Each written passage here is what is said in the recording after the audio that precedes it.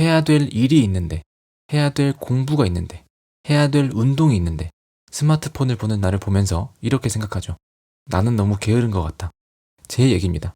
혹시 여러분들도 공감하시나요? 도대체 뭐가 문제일까요? 도파민이 원인일까요? 도파민은 딴짓을 가속화시키는 요인이지 엄밀히 말하면 근본 원인은 아니더라고요. 그러면 게으름이 문제일까요? 게으름? 내가 게을러서? 이것도 아니래요. 무려 스탠퍼드 대학교의 행동설계연구소장 BJ 포그가 이런 말을 했어요. 인생을 바꾸고 싶다면 지금 이 순간부터 내 탓하기는 그만두자. 진짜 원인은 바로 내부 계기라고 하는 것에 있어요. 오늘 우리는 왜 자꾸 할 일을 미루고 딴짓을 하게 되는지, 감정적인 자책이 아니라 한 발자국 떨어져서 객관적인 분석을 할 예정인데요. 아주 쉬우면서도 명쾌한 이 과정을 따라가시다 보면 자연스럽게 내 탓을 멈추고 어떻게 할 일을 해나가야 될지 아시게 될 겁니다. 지금 시작할게요. 자, 제가 일을 하려고 앉아요. 예를 들면 영상 제작을 하려고 앉습니다. 사실 저에게 있어서 영상 제작은 조금 힘든 작업이에요. 녹음을 할 때는 자꾸 발음도 꼬이고 발성도 이상하게 느껴져요. 너무 오버한 것 같아서 다시 녹음을 해보면 이번엔 또 너무 차분한 것 같고, 그렇게 어찌저찌 녹음을 다 하고 난 다음에도 이제 영상을 제작하려고 하면 한 문장 한 문장을 하나의 컷으로 만들려고 할 때마다 안 그래도 부족한 제 창의적 자원을 쥐어짜내야 되더라고요. 그래서 일을 하려고 앉았지만 저도 모르게 눈앞에 있는 스마트폰으로 손이 가요. 스마트폰을 켜자마자 습관적으로 유튜브 또는 인스타그램에 들어가죠. 그리고 쇼츠랑 릴스를 보기 시작해요. 그러다 보면 또 한두 시간 지나 있고, 혹시 그런 경험 있으세요? 인스타그램을 껐는데 또 습관적으로 인스타그램에 들어갔던 경험? 일해야 돼 하면서 껐는데 바로 자동적으로 인스타그램에 들어가는 나를 보는 순간 자괴감이 엄청나더라고요. 아, 나는 도파민의 노예야. 도파민에 져버렸어. 이러면서 마음을 다잡고 스마트폰을 서랍에 넣어버려요. 그 다음엔 뭘 했을까요? 드디어 일을 시작했을까요? 책상 정리를 하기 시작합니다. 그러다가 갑자기 이게 방 정리가 돼버려요.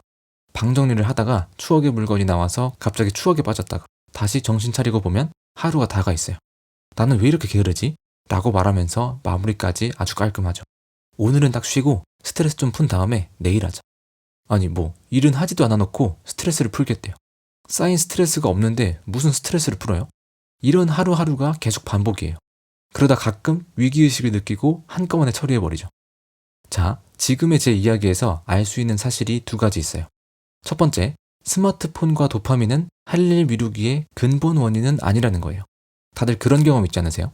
고등학생 때 시험 기간이라서 컴퓨터랑 스마트폰으로부터 멀어졌는데 갑자기 책상 정리를 하거나 책에 낙서를 했던 경험? 딴짓 그 자체는 근접 원인이지 근본 원인이 아니라는 거예요. 두 번째, 게으름도 원인이 아닌 것 같아요. 여러분들도 저처럼 책상 정리를 하다가 방 정리, 심지어 옷 정리까지 하신 분들도 계실 거예요. 가족들이 갑자기 왜 옷을 버리냐고 이상하게 쳐다봐요. 갑자기 무슨 바람이 들었냐고. 그런데 저라는 사람 자체가 게을렀으면 방 정리도 안 하지 않았을까요? 내가 진짜로 해야 될 일이 있을 때만 책상 정리, 방 정리가 재밌어지는 이유가 뭘까요? 할 일 미루기의 진짜 원인을 알려면 이 순간들을 잘 살펴봐야 돼요. 어떤 순간들일까요? 스마트폰으로 손이 가기 직전, 책상 정리를 하기 직전, 딴짓을 하기 그 직전의 순간. 이 순간에 내 마음이 원인이에요. 내 마음. 해야 될 일이 막연하거나 힘들거나 지루하니까 내 마음이 불편한 거예요. 초집중이라는 책에서는 이걸 내부 계기라고 불러요. 우리는 보통 딴짓의 원인을 주로 외부 계기에서 찾아요. 스마트폰이 눈에 보이니까, 카톡 알림이 울리니까, 바깥의 소음 때문에 딴짓을 한다고 생각하죠. 맞아요. 이것도 딴짓의 원인이 되기도 해요. 하지만 방해금지 모드를 하거나 스마트폰을 멀리 치워도 우리는 딴짓을 멈추지 않습니다. 왜? 딴짓이 불편한 마음에 도피처가 돼주기 때문이에요. 다시 한번, 딴짓이 불편한 마음에 도피처가 돼주기 때문이에요. 그래서 스마트폰 중독은 사실 도파민이 원인이 아니고요. 도피가 원인이에요. 도피. 스마트폰은 클릭 몇 번으로 얻을 수 있는 너무 좋은 도피처이기 때문이에요. 도파민은 딴짓을 가속화시킨 거지 엄밀히 말하면 근본 원인이라고 보기는 좀 힘들어요. 어떤 분들은 이렇게 말씀하실 수도 있겠죠? 그게 게으른 거 아니에요? 불편한 마음으로부터 도피하는 거? 그럴 수도 있어요. 그래서 어떤 사람들은 불편한 마음이 있더라도 그냥 밀어붙이려고 하거나 내 의지, 동기 탓을 하면서 동기부여 영상을 보죠. 하지만 여러분들도 아시잖아요. 의지와 동기는 파도처럼 왔다가 다시 가는 변덕증이라는 거. 이 불편한 마음을 해소하지 않고 의지와 동기에만 매달리면 지속하기가 힘들어요. 잠깐 짧게 정리하면 우리가 해야 될 일을 미루고 딴짓을 하는 진짜 원인은 해야 될 일을 하기 전에 불편한 마음 때문이에요. 그 불편한 마음으로부터 도피하고 싶어서 딴짓을 하는 거예요. 자, 이걸 해결하려면 이 불편한 마음을 해소할 수 있어야 돼요. 어떻게 해소할 수 있을까요? 첫 번째, 과업을 재해석하라.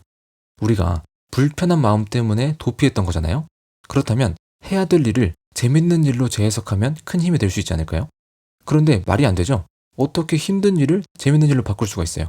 가능했으면 이미 했지. 재미 연구가 본업인 이언 보고스트는 재미에 대해서 이렇게 말해요. 재미란 익숙한 상황을 의도적으로 새로운 방식으로 처리했을 때 생기는 결과다. 제가 가끔 영상 제작을 재밌게 할 때가 있거든요. 그게 언제냐고요? 뭔가 새로운 영상 기법을 배우거나 생산성을 높일 수 있는 방법을 발견하거나 영상을 좀 더 예쁘게 만들 아이디어가 떠오를 때예요. 그 아이디어나 방법을 적용하면 어떻게 되나 궁금해서 빨리 시작하게 되더라고요. 혹시 운동해보셨던 분들은 그런 적 있지 않으세요? 운동을 열심히 하다가 권태기가 온 거예요. 운태기. 그런데 어느 날 유튜브 쇼츠를 넘기는데 누군가가 새로운 관점으로 운동을 가르쳐 주는 거죠. 아니면 꿀팁을 주거나. 그러면 어때요? 다음 날이 빨리 왔으면 좋겠어요. 그거 빨리 한번 적용해보고 싶어요. 그렇잖아요? 우리가 해야 될 일에 대해서 재미를 느끼려면 이거 빨리 끝내고 치킨 먹자. 이렇게 약 먹고 사탕 먹듯이 외부에서 보상을 주려고 하기보다 오히려 그 일에 더 깊이 들어가야 돼요. 익숙한 것에서 새로움과 참신성을 찾을 수 있을 만큼. 아니면 이런 것도 괜찮아요. 내가 이 일을 몇 분 만에 처리할 수 있을까? 시간을 재보는 거예요. 그리고 다음날 어제보다 더 빨리 끝내보려고 노력하는 거죠. 이런 것도 다 익숙한 것에서 새로움을 찾으려고 하는 노력이에요. 저는 그래서 배움이 인생을 재밌게 사는 비결 중 하나라고 생각해요. 배움이 우리에게 새로움을 주니까요. 저는 딴짓을 해야겠다면 차라리 해야 될 일을 새롭게 바라보게 해줄 유튜브 영상을 보는 것도 나쁘지 않은 것 같아요. 이런 말도 있대요. 권태에는 호기심이 명약이다. 호기심엔 약도 없다. 자, 두 번째 해결책은 뭐냐면요. 할 일을 작게 쪼개라는 거예요. 할 일을 쪼갠다는 건 두 가지를 의미해요. 첫 번째, 막연함을 없애줘요. 두 번째, 하기 쉽게 만들어줘요. 이건 중요해서 제가 할 일을 쪼갤 수 있는 빗셀프 투두리스트를 직접 만들기도 했는데요. 아까 말씀드렸던 것처럼 동기는 변덕적이잖아요. 의지가 약할 때도 해야 될 일은 할 수 있어야 돼요. 그러려면 해야 될 일이 막연하고 힘들수록 내가 할 수 있을 정도로 아주 작게 쪼개야 돼요. 아무것도 하기 싫은 날에도 할 수 있을 정도로. 일단은 최대한 잘게 쪼개는 게 좋은데 제가 할 일을 세 가지로 쪼개는 방법을 말씀드릴게요. 자, 책 30분 읽기가 목표라고 해볼게요. 첫 번째는 스타터 단계예요. 스타터 단계란 그 할 일을 하기 위해서 필수적으로 거쳐야 하는 최소 단계예요. 여기서는 책 펼치기라고 할 수 있어요. 이 단계를 성공하면 굿이라고 하겠습니다. 둘째는 행동의 축소예요. 책 30분 읽기 대신 한 문단 읽기로 행동을 축소하는 거예요. 이 단계를 성공하면 그레이트예요. 그리고 이제 마지막이 책 30분 읽기입니다. 이 단계를 성공하면 엑설런트예요. 우리의 목표는 뭔 줄 아세요? 굿이에요, 굿. 정말 하기 싫은 날에는 그냥 책만 펼치고 끝내세요. 이것도 성공이에요. 이런 걸 보고 습관 살려두기라고 하는데 우리의 성공 여부는 굿에 달려있는 거예요. 엑설런트가 아니라. 그런데 우리는 책 30분을 못 읽으면 실패라고 생각하죠. 의지는 변덕이 심한데 어떻게 매일 엑설런트일 수가 있겠어요. 행동을 쪼개면 동기도 좀 올라가요. 아, 이 정도는 할 수 있지. 이렇게요. 자, 세 번째 해결책. 불편한 마음 자체를 다스리는 방법도 알아야겠죠? 일단 지금까지의 내용을 들으신 것만으로도 통제할 능력이 생기셨어요. 할 일을 미루고 싶을 때, 아, 지금 내가 마음이 불편하구나. 이렇게 인지가 되거든요. 인지가 돼야 돼요. 그래야 대응을 할 수 있어요. 할 일을 쪼개고 호기심을 불어넣는 게 가장 좋겠지만 그래도 딴짓을 하게 될 것 같다면 10분만 기다려보세요. 그 불편한 마음을 느끼면서. 이걸 충동타기라고 하는데요. 충동을 파도처럼 탄다는 뜻이에요. 이렇게 10분 정도만 기다리면 충동이 가라앉을 거예요. 자, 제가 영상 초반에 말씀드렸던 스탠퍼드 대학교 행동설계연구소장 BJ 포그가 포그 행동 모형이라는 걸 만들었거든요. 아주 쉬우면서도 우리의 행동에 대한 명쾌한 설명을 제시해요. 자, Y축은 동기축이고요. X축은 능력축입니다. 동기는 위로 갈수록 높은 거고 아래로 갈수록 낮은 거예요. 그리고 오른쪽으로 갈수록 나에게 쉬운 일이고 왼쪽으로 갈수록 나에게 어려운 일이에요. 그리고 이렇게 곡선을 그으면 이게 바로 행동 곡선인데요. 이 행동 곡선 아래는 실패 영역이고 위는 성공 영역입니다. 좋은 행동이든 나쁜 행동이든 행동을 했으면 성공, 안 했으면 실패. 이렇게 바라보는 거예요. 제가 하기 힘들어했던 영상 제작을 예로 들어볼까요? 불편한 마음으로 인해서 동기는 낮은 상태고 하기도 어려운 일이에요. 점을 찍어보면 이 지점이겠죠? 실패 영역이에요. 그런데 스마트폰은 어때요? 이 불편으로부터 도피하고 싶어서 동기가 높은 상태예요. 그런데 하기도 엄청 쉽죠. 점을 찍어보면 이 지점이겠죠? 성공 영역이에요. 이러니 우리가 스마트폰을 안 하고 베길 수 있나요? 이제는 의지 탓, 동기 탓하면서 자책하지 말고 이렇게 한 발자국 떨어져서 분석할 줄 알아야 돼요. 여기서 해야 될 일을 성공시키려면 어떻게 해야 될까요? 동기를 높이고 하기 쉽게 만들어야 돼요. 다시 한번 동기를 높이고 하기 쉽게 만들어야 돼요. 눈치채셨나요? 동기를 높이기 위해서 우리는 해야 될 일에 호기심을 부여했고요. 하기 쉽게 만들기 위해서 할 일을 쪼갠 거예요. 할 일을 쪼개는 건 동시에 동기를 높이기도 해요. 그래서 이제는 성공 영역에 위치할 수 있게 되죠. 계속 성공 영역에 있으면 이게 뭐가 되는 줄 아세요? 습관이 되는 거예요. 반대로 이렇게까지 했는데도 아직 딴짓을 하게 된다면 어떻게 하면 좋을까요? 딴짓에 대해서는 동기를 낮추고 하기 어렵게 만들어야 돼요. 해야 될 일에 호기심을 불어넣고 할 일을 최대한 쪼갰으면 어느 정도 불편한 마음은 해소가 됐겠죠? 그럼 이제는 스마트폰을 서랍에 넣고 자물쇠로 잠궈버려야 돼요. 스마트폰이 업무용이라 그러기가 힘들어요. 그렇다면 스마트폰에서는 인스타나 유튜브를 삭제하고 컴퓨터로만 보려고 하는 것도 방법이겠죠?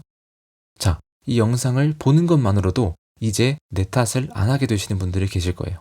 제가 그냥 위로하려고 감성적으로 여러분 탓이 아니라고 하는 게 아니죠. 너무 명백해요. 행동을 설계하면 돼요. 내가 어떤 행동을 못했어요? 이 모형을 보세요.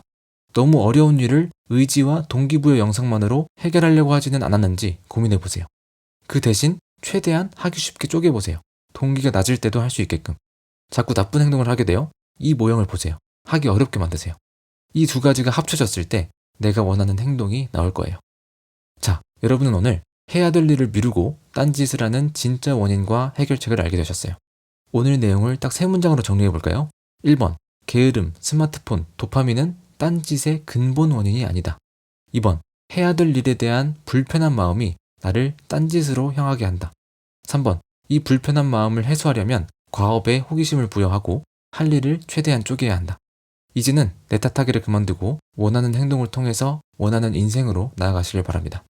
앞으로도 오늘처럼 빚슬파 하는 데 필요한 다양한 컨텐츠로 돌아올 예정이니까요. 오늘 이야기가 도움이 되셨다면 좋아요와 구독을 눌러주시기 바랍니다.